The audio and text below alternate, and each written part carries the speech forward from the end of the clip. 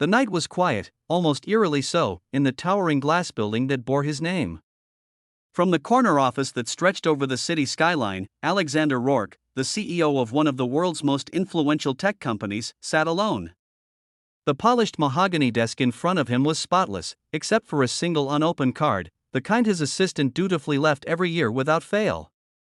Outside, the city buzzed with life, lights flickering in the distance, people laughing in bars, couples walking hand in hand, but Alexander could not hear it. He hadn't celebrated his birthday in 15 years. Not a party, not a dinner, not even a word from anyone who mattered. For 15 years, he had buried himself in numbers, contracts, and deadlines, telling himself that life was about achievement, not sentiment. But tonight, staring at the blank wall across from him, something inside him ached, a little louder than it used to. He had always thought that emotions were weaknesses, that dependence on others was a distraction. The very people he had trusted had long vanished from his life, friends who drifted away, family who gave up, and lovers who faded like shadows. In his mind, he had gained everything: fortune, influence, a legacy.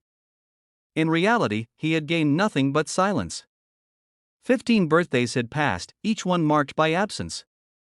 And yet, as the clock neared midnight, a strange unease crawled up his spine, whispering that perhaps something, or someone, was missing. Downstairs, in the small cafe tucked into the corner of the corporate complex, life flowed differently.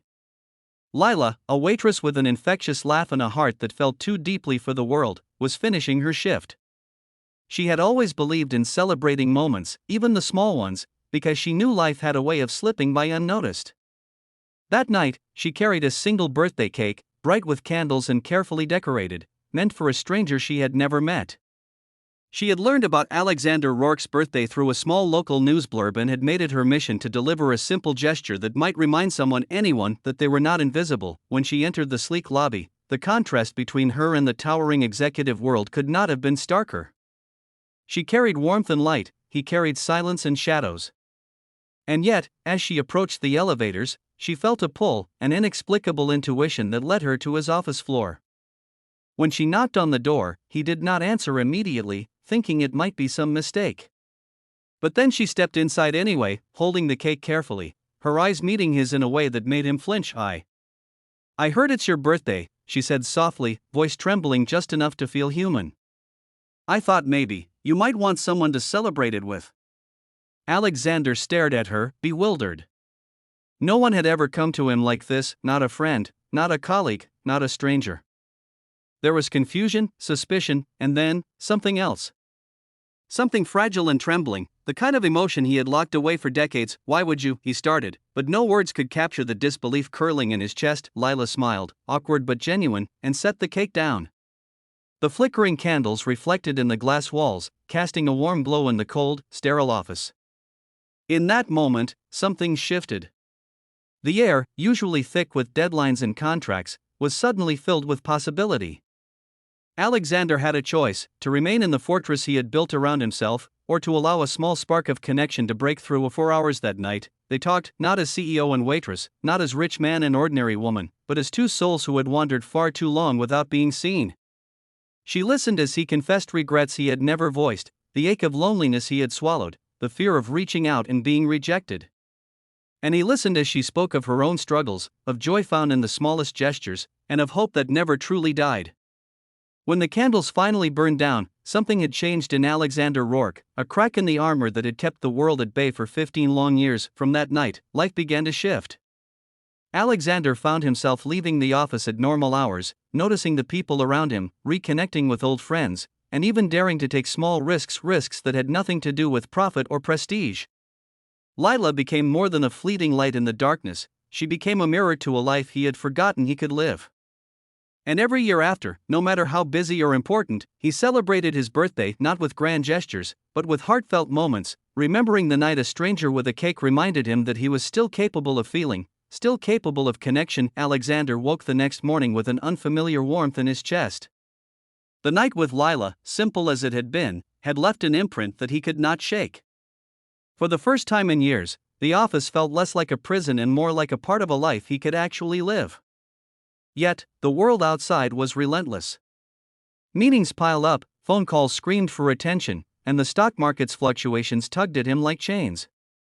It was easy to fall back into the old patterns, to retreat behind the steel walls of power and deadlines. But something inside him refused.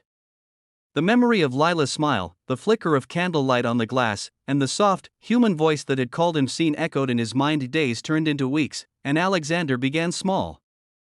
A phone call to an old friend he hadn't spoken to in years. An email of thanks to a colleague who had quietly supported his work. A lunch outside the office, not for business, but for the simple pleasure of feeling the sun on his face. He discovered that the world was not just a ledger of profits and losses, it was full of color, laughter, and connection. But it wasn't easy. Old habits die hard. Some employees mocked his newfound openness, seeing it as weakness. Some board members questioned whether a CEO who indulged in frivolity could lead. And worst of all, he struggled with doubt himself, wondering if 15 years of isolation had rendered him incapable of truly living. Then came the true test. One morning, Alexander received news that a major client had pulled out of a multi-million-dollar deal. The loss could sink the company's quarter, maybe more. His first instinct was to lock himself away, to work longer, faster, harder, as he had done for decades. But instead, he remembered Lila's words, "Life isn't only about winning, it's about being present. Don't let fear make you forget that." He called his team together, not with anger or frustration, but with honesty. He admitted the setback, shared the burden, and asked for ideas, not to impose his vision, but to learn from theirs. It was terrifying. He had spent his entire life believing that authority meant control, that mistakes were weakness, that vulnerability was death. But as his team spoke, offering solutions, encouragement, and unexpected creativity, he realized something astonishing: connection was strength. Trusting others did not diminish him, it amplified him. The deal was salvaged, but more importantly, Alexander discovered a resilience that had nothing to do with power or money. Amid the chaos, Lila remained a quiet constant. She was no longer just the waitress who brought a cake, she had become his confidant, a reminder that the human heart could heal even the deepest wounds. Yet, their bond was tested in ways neither of them anticipated. Lila's life was complicated: bills, family responsibilities, and her own dreams that stretched far beyond a simple cafe job. Alexander wanted to protect her, to bring her into his world, but he feared suffocating her with the very luxury he had built.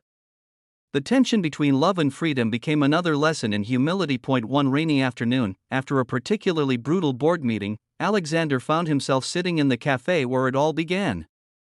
Lila poured 2 coffees, her hands trembling slightly as she handed him a cup. "You're doing well," she said softly, "but don't forget why you started." Her words pierced through the armor he still wore, softer now but present. In that moment, Alexander realized that transformation was not linear. Healing was messy, vulnerability was scary, and life, true life, required courage every single day. Months passed. Birthdays came and went, each celebrated with simple joy rather than grandeur. Alexander's relationship with Lila deepened, rooted in respect, laughter, and honesty. He rekindled friendships, reached out to family, and even mentored young entrepreneurs, teaching them not only about success but also about balance, empathy, and the power of presence. The company thrived, not because of relentless ambition, but because of renewed purpose and genuine connection. The defining moment arrived on the 15th anniversary of the night Lila had brought the cake. Alexander had planned a small gathering, not a corporate event, not a public display, but an intimate circle of friends, colleagues, and loved ones. As the clock neared midnight, he stood alone in his office, reflecting on the years lost to fear and pride. Lila entered quietly, holding a cake that mirrored the one she had brought 15 years ago. She smiled, a mixture of nostalgia and hope. "This is for you," she said. "Not because you need it, but because you deserve to feel remembered." Alexander felt a lump in his throat. He had spent decades believing that birthdays were meaningless, that time alone was a badge of honor. But in that moment, he understood, life was not about the milestones ignored, it was about the moments embraced. He blew out the candles, surrounded by laughter and warmth, and for the first time, he felt whole. He turned to Lila and whispered, "Thank you, for not letting